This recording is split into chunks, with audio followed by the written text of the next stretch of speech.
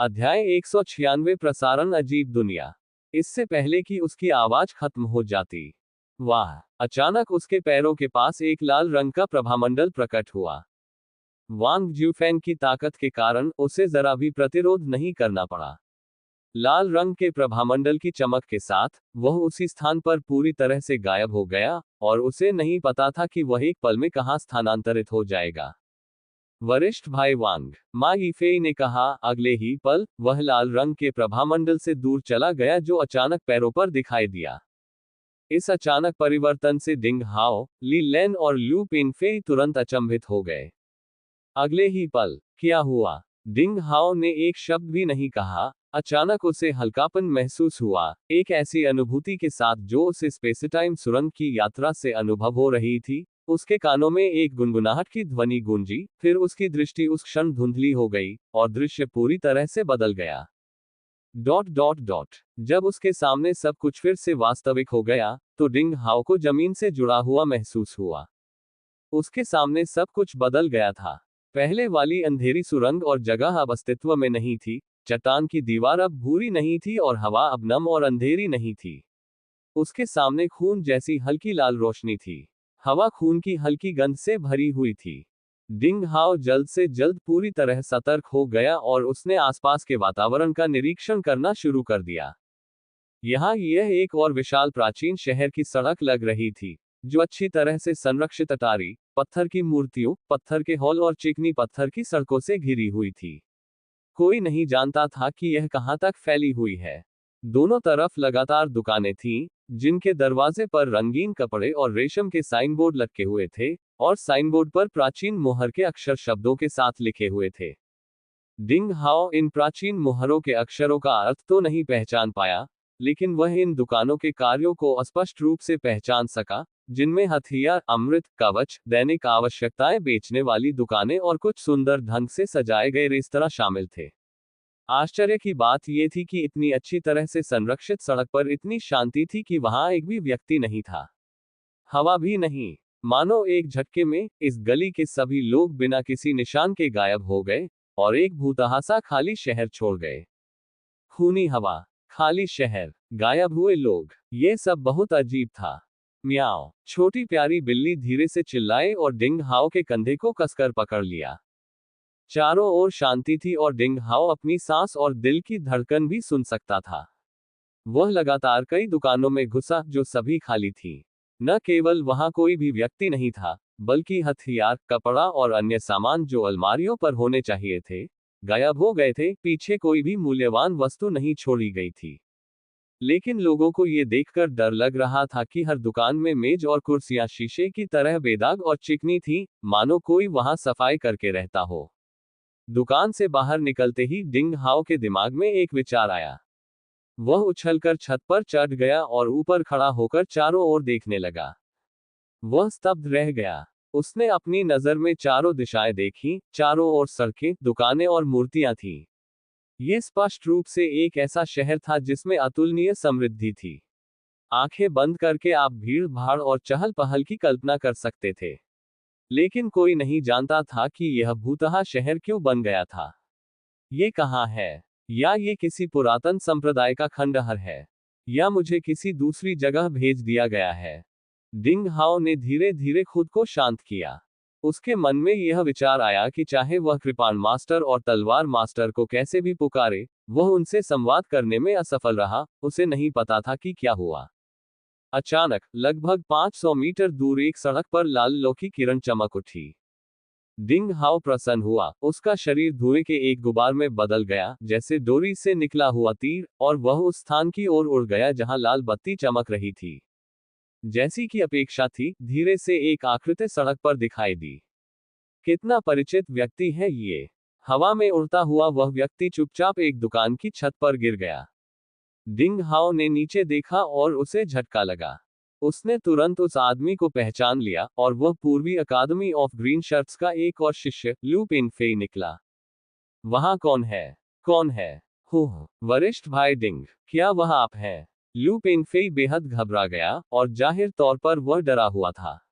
यह देखकर कि डिंग हाओ छत से कूद गया, डिंग हाओ को पहचानने के बाद एक अति प्रसन्न नजर के साथ लू पेंगफेई जल्दी से डिंग हाओ के पास गया।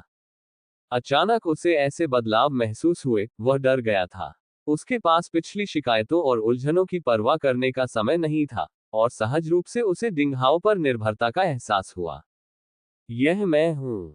डिंग हाओ ने सिर हिलाया, एक पल के लिए लू पेंगफेई को ऊपर से नीचे तक देखा।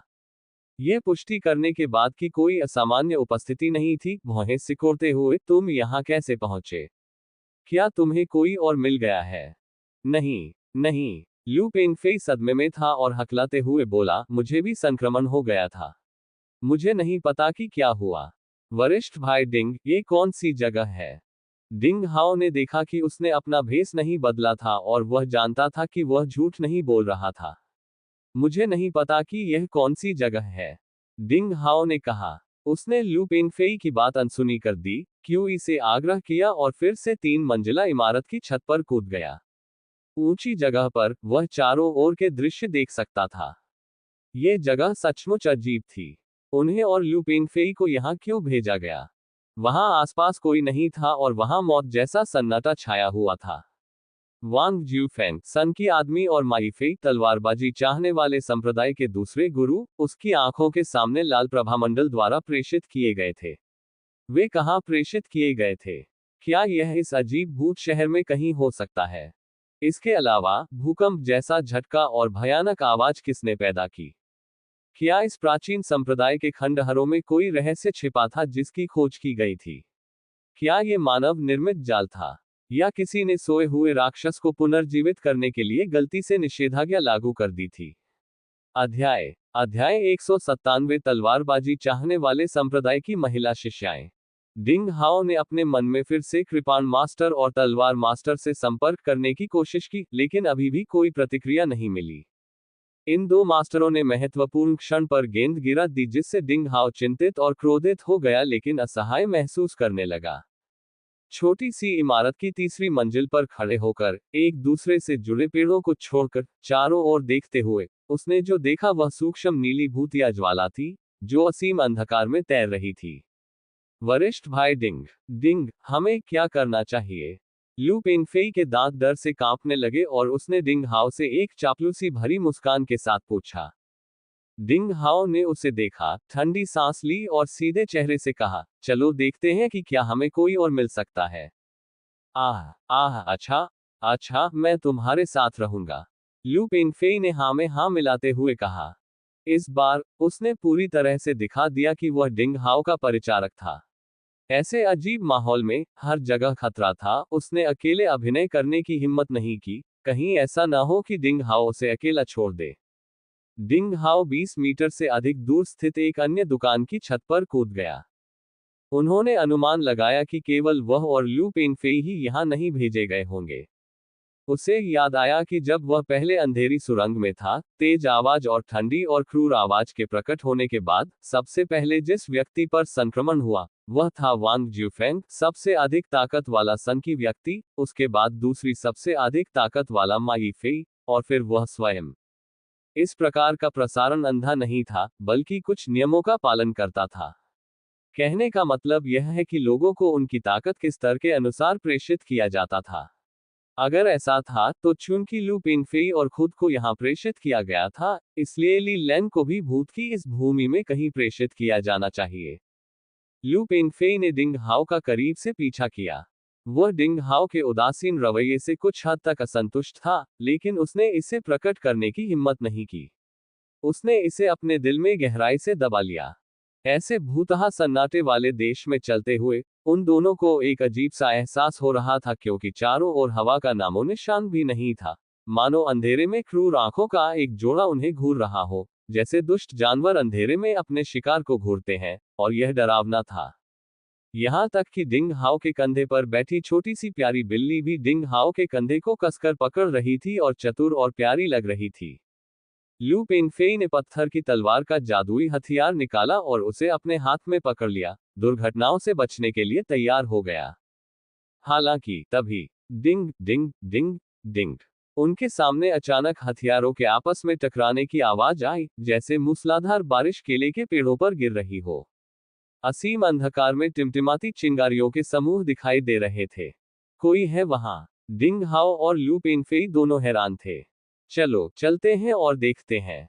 डिंग हाओ के चेहरे पर चमक थी। उसकी यान धुआं रणनीति तुरंत सामने आई, और वह हल्के धुएं के एक झोंके में बदल गया, लगभग हल्के अंधेरे के साथ सामंजस्य बिठाते हुए लड़ाई की दिशा में सरपट भाग गया।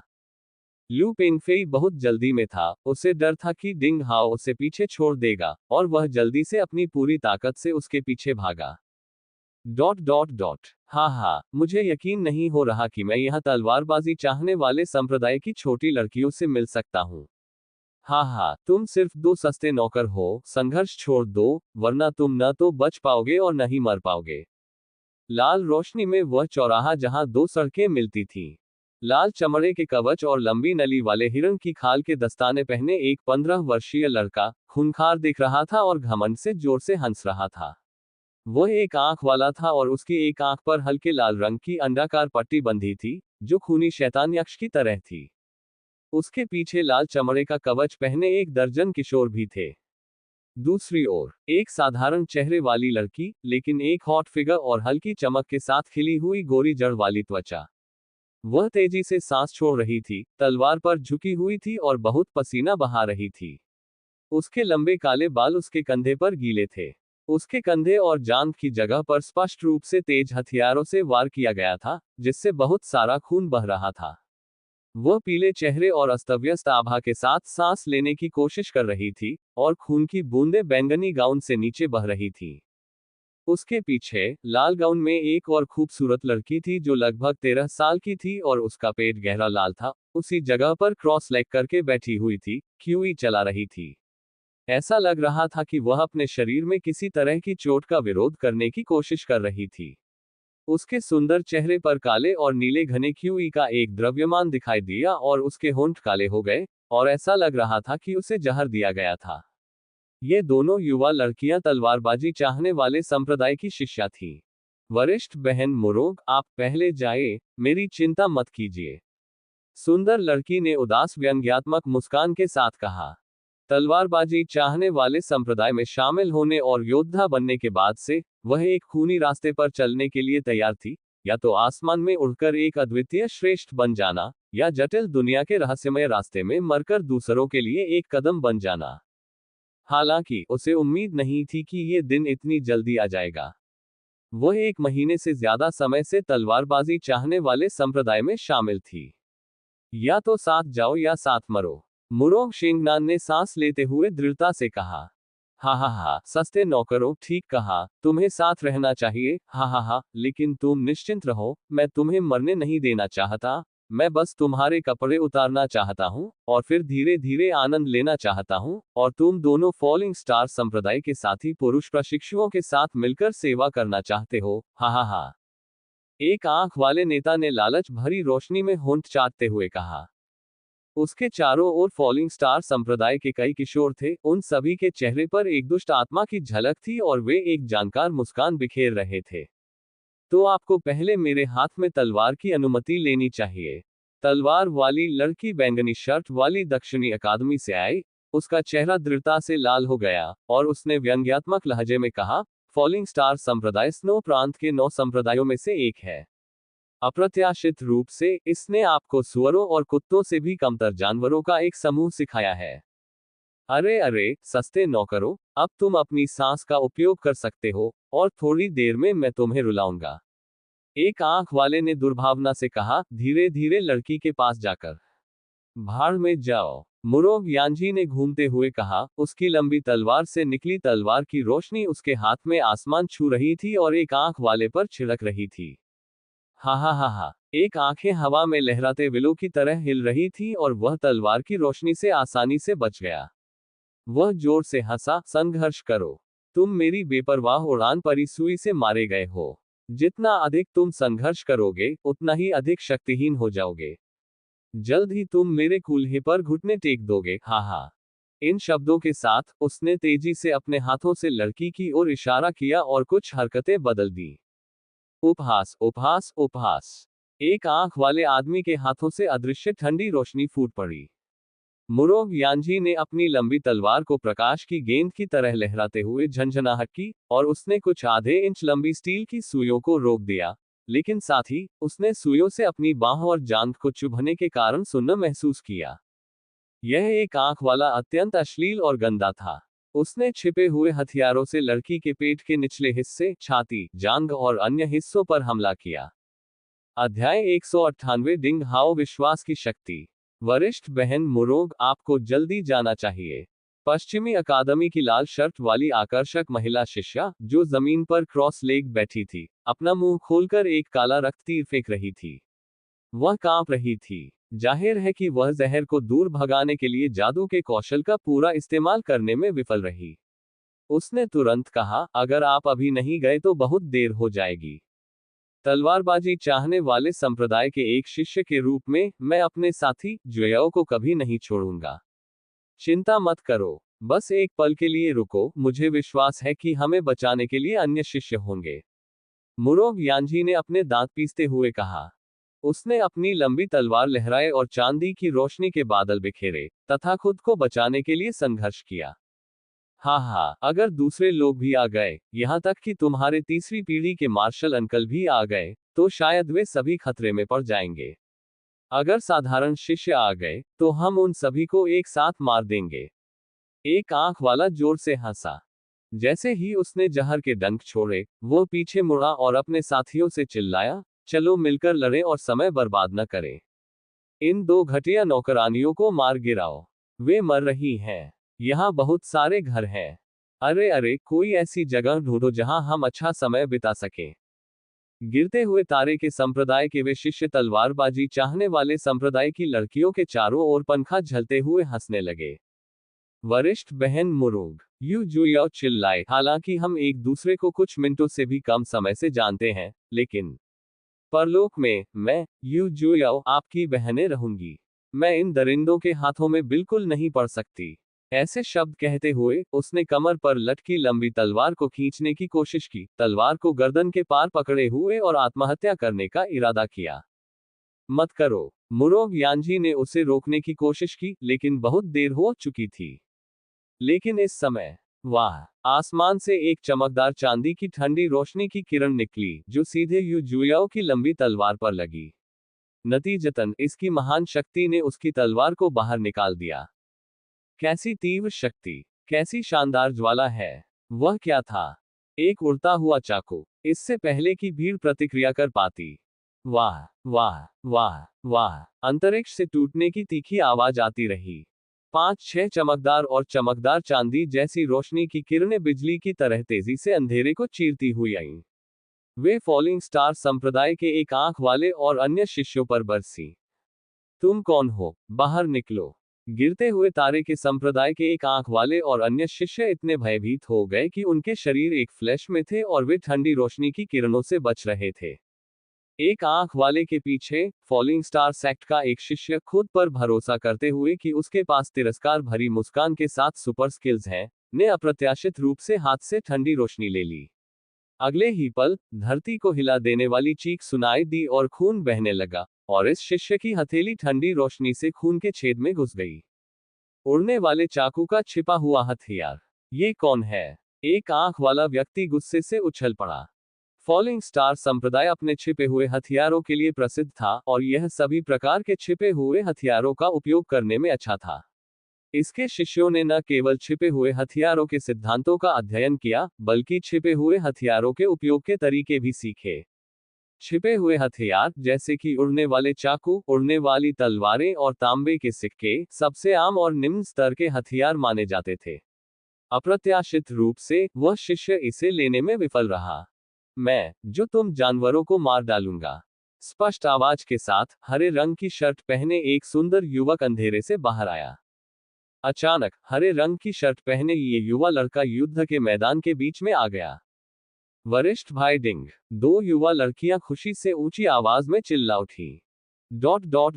चाहे मुरोग यानजी हो या यू जुयाओ, इस समय उनके चेहरे पर बेपनाह उत्साह दिखाई दे रहा था, ठीक वैसे ही जैसे रेगिस्तान में भूखे प्यासे जमीन पर गिरे यात्रियों को कोई पानी लाता हुआ देखता है। और असीम अंधकार में वे लोग जो प्रकाश स्तंभ देखते हैं।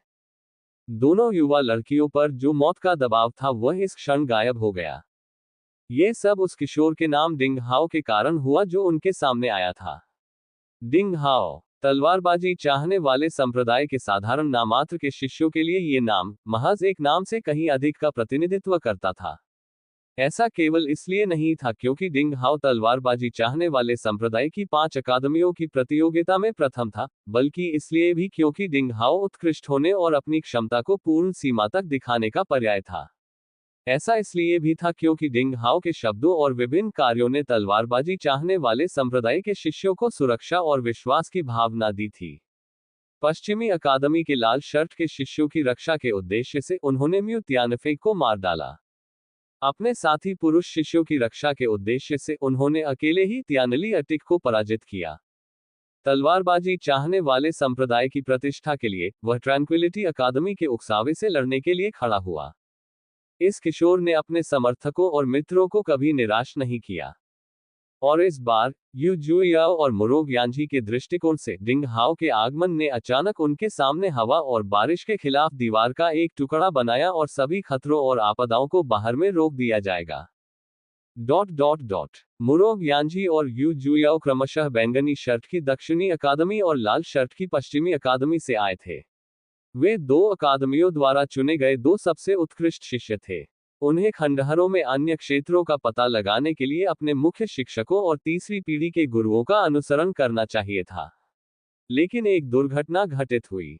कुछ समय पहले उस तेज शोर और भयानक ध्वनि के प्रकट होने के बाद उन दोनों को लाल प्रभामंडल द्वारा भूतों के इस उदास और खाली क्षेत्र में प्रसारित किया गया था। वे न तो भाग्यशाली थे और न ही बदकिस्मत। इन्हें भाग्यशाली इसलिए कहा गया क्योंकि ये गलती से 10 मीटर से भी कम दूरी पर स्थित स्थान पर पहुंच गए थे। उन्हें इसलिए अशुभ कहा गया क्योंकि फॉलिंग स्टार संप्रदाय के 1 दर्जन अनुयायी भी लड़कियों के संचरण बिंदु से 100 मीटर दूर स्थित स्थान पर संचारित हो गए थे। लंबे समय तक स्नो प्रांत के 9 प्रमुख मानव संप्रदायों में से एक के रूप में फॉलिंग स्टार संप्रदाय के बारे में मूल्यांकन अच्छा नहीं था। संप्रदाय का ध्यान छिपे हुए हथियारों और जहरीली दवाओं की खेती पर था। शायद यह मार्शल आर्ट शैली से प्रभावित था। संप्रदाय के ज्यादातर अनुयायी उग्र और अहंकारी थे। इससे भी महत्वपूर्ण बात यह है कि पिछले 10 सालों में संप्रदाय के ट्रैंक्विलिटी अकादमी के साथ अच्छे संबंध थे। इसलिए तलवारबाजी चाहने वाले संप्रदाय के साथ संबंध बहुत खराब थे। दोनों पक्षों के बीच कई बार मनमुटाव हुआ था। कई लोगों ने तो फॉलिंग स्टार संप्रदाय को तलवारबाजी चाहने वाले संप्रदाय के खिलाफ ट्रैंक्विलिटी अकादमी का साहसी मोहरा भी माना। प्राचीन खंडहरों के इस अभियान में फॉलिंग स्टार संप्रदाय ने कई भटकते योद्धाओं और दुष्ट साधकों को मारने के लिए बार बार क्रूर तरीके अपनाए। फॉलिंग स्टार संप्रदाय के संदिग्ध हत्यारों ने तलवारबाजी की तलाश करने वाले संप्रदाय की टीम पर छिपकर हमले किए, जिससे यह देखा जा सकता था कि दोनों पक्षों के बीच विरोधाभास इस हद तक बढ़ गया था। इसलिए जब फॉलिंग स्टार संप्रदाय के दर्जनों शिष्यों ने देखा और तलवारबाजी चाहने वाले संप्रदाय के मुरोग यानजी और यू जुयाओ को देखा, तो दोनों पक्षों में एक दूसरे को देखते ही अपूरणीय संघर्ष हुआ, चाहे वह संप्रदायों के बीच विरोधाभास के कारण हो या व्यक्तिगत कुरूप इच्छाओं के कारण। इस आधार पर कि व्यक्तिगत ताकत समान थी, 2 लड़कियां स्वाभाविक रूप से 1 दर्जन से अधिक लोगों की प्रतिद्वंद्वी नहीं थी। यू जुयाओ को एक छिपे हुए हथियार से जहर दिया गया था और मुरोग यानजी भी गंभीर रूप से घायल हो गया था। स्थिति बेहद निष्क्रिय थी। अगर स्थिति जारी रही तो दोनों हिंसक विश्वासघात से बच नहीं सकते थे। अब सब ठीक था। डिंग हाओ यहाँ था। यहाँ तलवारबाजी चाहने वाले संप्रदाय के नामात्र के शिष्यों में सबसे विश्वसनीय और शक्तिशाली व्यक्ति आया था। यद्यपि वह अकेला था, यू जुयाओ और मुरोग यानजी के दिलों की सारी चिंताएं और भय एक पल में गायब हो गए। ये थी भरोसे की ताकत।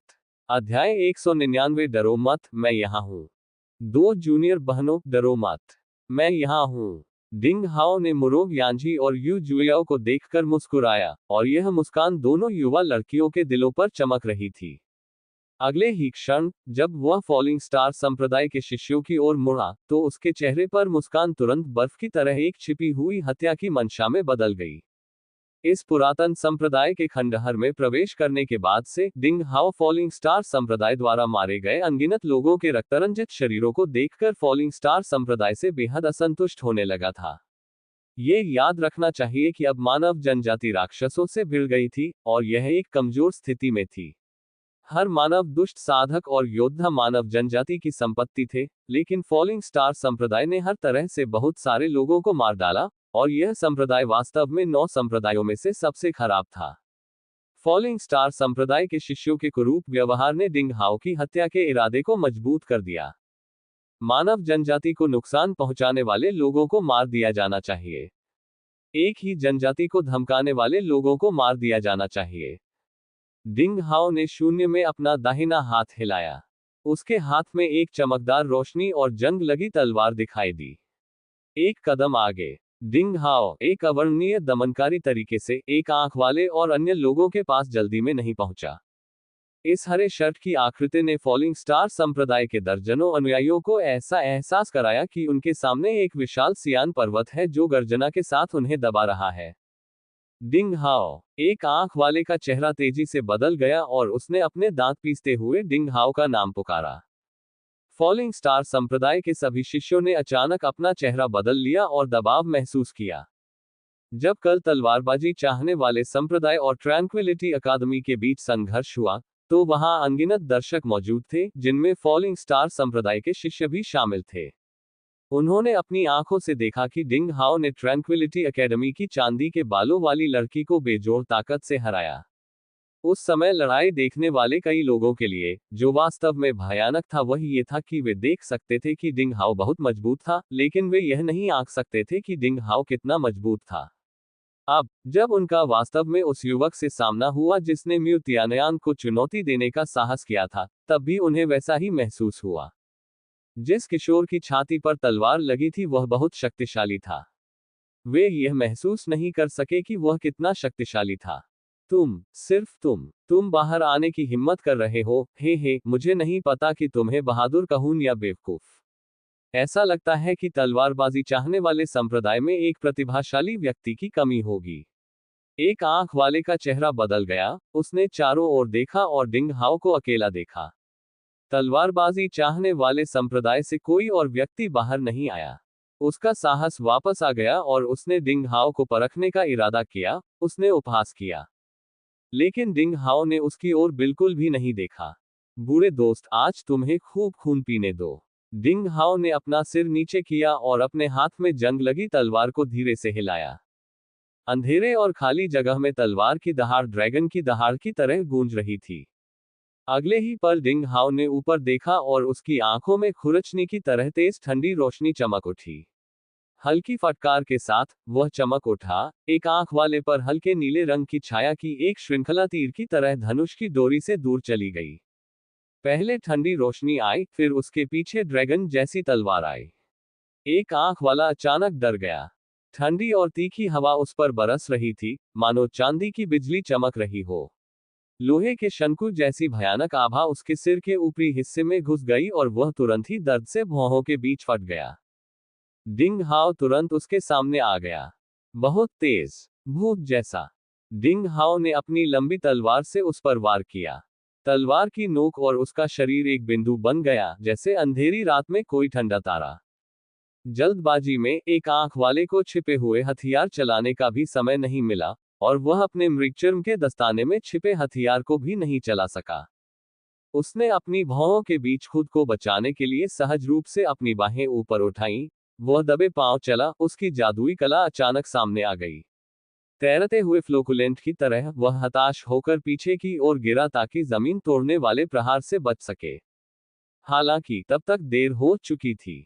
डिंग डिंग डिंग, अचानक उस शांत स्थान में केले से टकराने वाली धातु की ध्वनि गूंजी, जैसे भारी वर्षा हो रही हो, तथा उसके साथ चिंगारियों की एक श्रृंखला भी गूंजी। ये डिंग हाओ की तलवार की नोक थी। एक पल में ही इसकी नोकें हिरण के चमड़े के दस्तानों पर अनगिनत बार और लगातार क्लिक करने लगी। हिरण के चमड़े के दस्ताने में परिष्कृत दुर्लभ सामग्रियों से बनी एक धातु की नर्म परत थी, जो बेहद सख्त थी, इसलिए चिंगारियां निकलती थीं। यही कारण था कि एक आंख वाले ने लंबी तलवार को रोकने के लिए अपनी बाहों का उपयोग करने की हिम्मत की। लेकिन जल्द ही उन्हें अपने कदम पर पछतावा हुआ, क्योंकि तलवार की नोक से उसकी भुजाएं नुकीली थीं, मानो घेराबंदी के हथौड़े से उस पर बुरी तरह प्रहार किया गया हो। उसे हाथ की हड्डियों में तेज दर्द महसूस हुआ, मानो वे टुकड़े टुकड़े हो गई हो। उसी समय जहां तलवार की नोक लगी थी, वहां चांदी के क्रिस्टल आइसिंग क्यूई की एक परत फैल गई, जो टर्सल हड्डी के कीड़ों की तरह तुरंत हिरन की खाल के दस्ताने की सतह को ढक रही थी। दस्ताने शुद्ध चांदी की एक परत के साथ चढ़ाए गए लग रहे थे, जिससे उसकी भुजाएं और हाथ कठोर हो गए। और उसने पीछे हटने की पहल की थी। इस समय उसने अपना स्वाभाविक, सुरुचिपूर्ण और शांत तरीका खो दिया था, क्योंकि वह किंगोंग का पूरा उपयोग कर रहा था। उनका जी घबराने लगा। उसके पैर जमीन से ऊपर थे। बैकअप। वह एक रेत के थैले जैसा लग रहा था, जिसे लगातार पीटा जा रहा था। और जिस बात ने उसे अचंभित कर दिया वह थी जंग लगी तलवार की ताकत। एक तलवार दूसरी से ज्यादा तेज, ज्यादा दबंग और आक्रामक निकली। अचानक डिंग हाओ ने 56 तलवारों को छेद दिया था। एक आंख वाले के हिरण की खाल के दस्ताने की नर्म परतें लगभग छेद दी गई थी। तुम क्या कर रहे हो? साथ साथ चलो और तलवारबाजी चाहने वाले संप्रदाय के इस कमीने को खत्म करो। एक आंख वाले की आत्मा आसमान से परे उड़ गई, तेजी से पीछे हटते हुए और अपने साथियों पर चिल्लाते हुए। इस समय तक फॉलिंग स्टार संप्रदाय के अन्य शिष्यों ने कोई प्रतिक्रिया नहीं दी थी। उन्होंने डिंग हाओ पर हमला करना शुरू कर दिया। एक पल के लिए अंतरिक्ष में चीख की आवाज गूंज उठी, और सभी प्रकार के अजीब छिपे हुए हथियारों ने डिंग हाओ पर गोलियां चलाईं। वरिष्ठ भाई डिंग, सावधान रहो। मुरोंग यानजी उसे ऊंची आवाज में याद दिलाने से खुद को रोक नहीं सका। गंदा। इस पल यू जुएयाओ का दिल उछल पड़ा। हालांकि तलवारबाजी चाहने वाले संप्रदाय की 2 लड़कियों के दिल, जो लगभग उनके गले से बाहर निकल गए थे, अगले ही पल उनके पेट में वापस आ गए, क्योंकि डिंग हाओ ने दृढ़तापूर्वक एक आंख वाले का पीछा छोड़ दिया था। मी टैक्टिक शुरू हो गया। डिंग हाओ उस जगह पर चमका और उसने 1 दर्जन से ज्यादा छायाएं अलग कर दी। खाली भूत सी लाल हवा में वे छायाएं ज्यादा धुंधली और अस्पष्ट लग रही थी। बिजली की तरह डिंग हाओ ने छिपे हुए हथियारों की बारिश को चकमा दिया और गिरते हुए स्टार संप्रदाय के शिष्यों में कूद गया, जैसे कोई बाघ भेड़ों के झुंड पर झपटता है। फिर नरसंहार शुरू हो गया। प्लॉप। तलवार की रोशनी चमक उठी और खून की धारा आसमान में बहने लगी। उड़ने के साथ ही गिरते हुए तारे के संप्रदाय के एक अनुयायी का सिर भी उड़ रहा था, जिसकी आंखें भय से बड़ी हो रही थी। जिस शरीर का सिर कटा था, उसमें से गर्म खून छिड़का गया। यह फॉलिंग स्टार संप्रदाय के 2 शिष्यों के सिर और चेहरे पर डाला गया। खून की वजह से उनकी आंखें धुंधली हो गईं। अभूतपूर्व भय ने उनके गले को जकड़ लिया, जैसे मृत्यु के देवता का हाथ हो। वे सहज रूप से अपना मुंह खोलना चाहते थे और चिल्लाना चाहते थे। हालांकि उसी समय उन्हें अपने गले में मौत की ठंडक महसूस हुई और उन्होंने हमेशा के लिए बोलने की अपनी क्षमता खो दी। अध्याय 200 अजेय मनुष्य और बिल्ली के बीच सहयोग। अन्य लोगों की नजर में ये डिंग हाओ की तलवार थी, जिसने अनिश्चित ठंड के साथ 2 पुरुषों के गले को छोड़ दिया और एक उथला सफेद निशान छोड़ दिया, इस प्रकार उनके जीवन को समाप्त कर दिया, जिससे उनके चेहरों पर भय की बदसूरत अभिव्यक्ति जम गई। नहीं, फॉलिंग स्टार संप्रदाय के एक शिष्य ने ऊंची आवाज में कहा। अगले ही क्षण जंग लगी तलवार उसके गले से छूट गई। सभी लोग जल्दी से फैल जाओ। फॉलिंग स्टार संप्रदाय के एक अन्य शिष्य ने जोर से चिल्लाया। तभी तलवार की रोशनी टिमटिमाई और उसका जीवन समाप्त हो गया। नहीं, मुझे माफ कर दो, मैं गलत था। आप हमें नहीं मार सकते, हम फॉलिंग स्टार संप्रदाय के अनुयायी हैं। अगर आप हमें मार देंगे, तो फॉलिंग स्टार संप्रदाय आपको माफ नहीं करेगा। शैतान, तुम वही शैतान हो जिसने इंसानों का कत्लेआम किया है। आतंक और मौत के अवर्णनीय दबाव और आसमान में बहते खून ने फॉलिंग स्टार संप्रदाय के शिष्यों के प्रतिरोध करने की सारी हिम्मत को एक पल में गायब कर दिया। इस समय उन्होंने अपना अहंकार छोड़ दिया और एक एक करके अपनी कुरूपता दिखाई। कुछ ने घुटनों के बल झुककर दया की भीख मांगी, कुछ ने कठोर धमकी दी, और अन्य ने अनिच्छा से घृणा से शाप दिया। हालांकि डिंग हाओ शांत दिख रहा था और इस समय बिना किसी दया के सहजता से चल रहा था।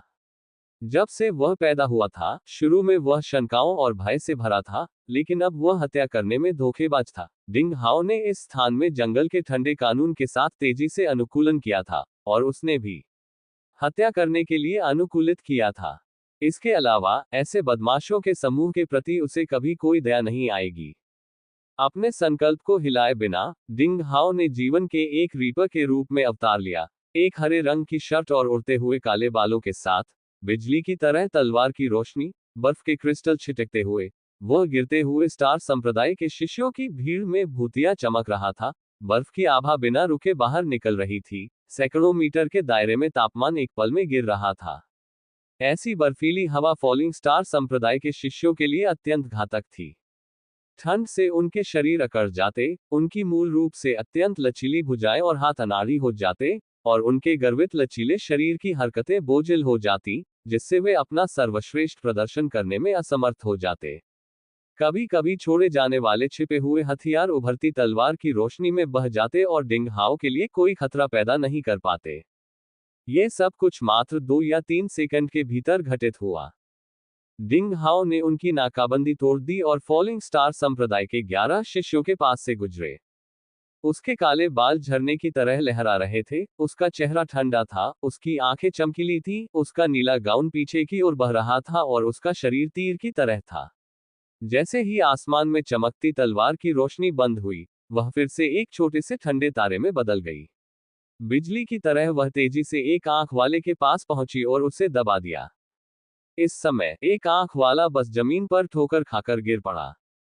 उसके पास गहरी सांस लेने का भी समय नहीं था, और तलवार की रोशनी जिसने उसे ठंड का एहसास कराया था, उस पर फिर से अत्याचार करने लगी। फॉलिंग स्टार संप्रदाय के 1 दर्जन से अधिक शिष्यों ने उससे स्वयं को समायोजित करने के लिए 1 सेकंड भी नहीं दिया, और मृत्यु की छाया अपरिहार्य रूप से आ गई। आप हमें बहुत परेशान कर रहे हैं। एक आंख वाला घायल जानवर की तरह उन्मत्त होकर संघर्ष कर रहा था। वह अचानक लाल हो गया, उसका शरीर और जोड़ अत्यंत अजीब आयाम और कोण के साथ कई बार मुड़ गए, और फिर भयानक और जहरीले छिपे हुए हथियारों के टुकड़े, एक तूफान की तरह, उसके कंधों, कोहनी, घुटनों, कमर, पीठ, गर्दन, कलाइयों, टखनों, यहाँ तक कि छाती, नितंब और शरीर के अन्य हिस्सों से चुपचाप बाहर निकल आए।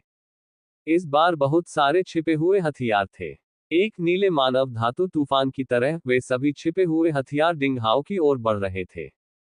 डिंग हाओ का चेहरा वैसा ही रहा, और उसकी लंबी तलवार अचानक हिल गई और भिनभिनाने लगी। एक छोटा ठंडा तारा फिर से लुढ़कती तलवार की रोशनी में बदल गया, और जंग लगी तलवार का लाल धब्बेदार जंग खून की लहर की तरह था, जिसने छिपे हुए हथियारों की बारिश के खिलाफ डिंग हाओ के पूरे शरीर को ढक लिया।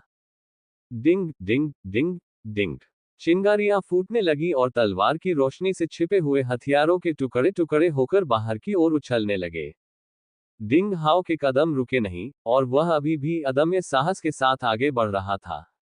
और एक आंख वाला शराबी जैसा था, उसका शरीर हिंसक रूप से ऐंठ रहा था, एक बिजुका की तरह हर जोड़ हिल रहा था, और हर झटके के साथ उसका शरीर सभी प्रकार के अजीब छिपे हुए हथियारों को छोड़ देगा। वह एक छिपे हुए हथियार लांचर लग रहा था, और छिपे हुए हथियार एक तूफान की तरह थे, कभी खत्म नहीं होते।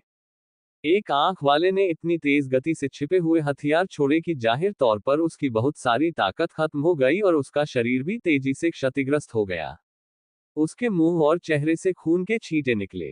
रोना धोना, रोना धोना, वाह वाह वाह। लोग लगातार तीखी सीटी की आवाज सुनते रहे। डिंग हाओ और एक आंख वाले के बीच छिपे हुए हथियारों की घनी, छोटी और भयावह आत्मा की परछाइयां थीं, जैसे कि एक मुड़ी हुई धातु का टायरानोसॉरस, जो अंत में अपनी शक्ति को मुक्त करने के लिए संघर्ष कर रहा हो।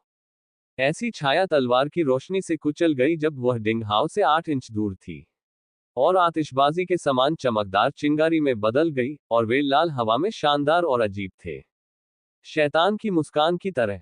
यहां तक कि अगर कभी कभी तलवार की रोशनी के माध्यम से छिपे हुए हथियारों के 1 या 2 टुकड़े उड़कर आते भी, तो उन्हें डिंग हाओ के कंधे पर बैठी छोटी सफेद बिल्ली अपने पंजों से उड़ा देती। इस समय छोटी प्यारी बिल्ली ने बहुत ताकत दिखाई, जो उसकी प्यारी उपस्थिति से मेल नहीं खाती थी। उसका प्रदर्शन एक बिल्ली से कहीं बढ़कर था। बिल्ली एक केंद्रित छोटे डिंग हाओ की तरह थी। उसने गुलाबी मांस के नीचे अपने चांदी के तीखे छोटे पंजे फैलाए, बहुत तेज आवृत्ति पर लहराते हुए और शून्य स्थान में छाया की एक श्रृंखला छोड़ते हुए। उसके पंजों ने चुपके से महीन इस्पात से बने छिपे हुए हथियारों को 3-4 टुकड़ों में काटकर जमीन पर गिरा दिया। म्याओ म्याओ। छोटी बिल्ली और भी ज्यादा उत्साहित हो गई। वह डिंग हाओ के कंधे पर खड़ा हो गया और उत्साह से चिल्लाया। एक आदमी और एक बिल्ली ने पूरी तरह से सहयोग किया। मुरोग यानजी और यू जुयो इस दृश्य को देखकर हैरान रह गए। फॉलिंग स्टार संप्रदाय अपने छिपे हुए हथियारों के लिए प्रसिद्ध है, और यह कोई मामूली बात नहीं है। एक आंख वाले की छिपे हुए हथियारों की तकनीक वास्तव में एक अकल्पनीय स्तर पर पहुंच गई है। वह शरीर के सभी हिस्सों से छिपे हुए हथियारों को लॉन्च करने में सक्षम है, जिससे जीवित प्राणियों को मारने वाला धातु का तूफान बनता है। अगर वह खुद होती, तो उससे डर है कि यह संभव नहीं होगा। वरिष्ठ भाई डिंग हाओ की तरह सर्वोच्च तलवार की रोशनी से धातु के तूफान को पूरी तरह से पीसना, अपने शरीर से काटना और आगे बढ़ना। ड्रैगन किंग की जल विभाजन शैली। डिंग हाओ चिल्लाया और उसकी तलवार की रोशनी बदल गई। ड्रैगन किंग की जल विभाजन शैली की सर्वोच्च पराकाष्ठा इस समय पूरी तरह खिल रही थी। चांदी की बर्फ की लहरें अचानक दिखाई दी। लहरों के जन्म और मृत्यु की आवाज हवा में सुनाई दे रही थी, जैसे ज्वार उठता और गिरता है। बर्फ के अवशेष हर जगह उड़ रहे थे, और अचानक तेज ठंड फैल गई। ड्रैगन ने धीमी गर्जना की। अगले ही पल, डिंग हाओ की तलवार से एक सजीव चांदी का ड्रैगन प्रेत बिजली की तरह एक आंख वाले पर झपटा। Click click.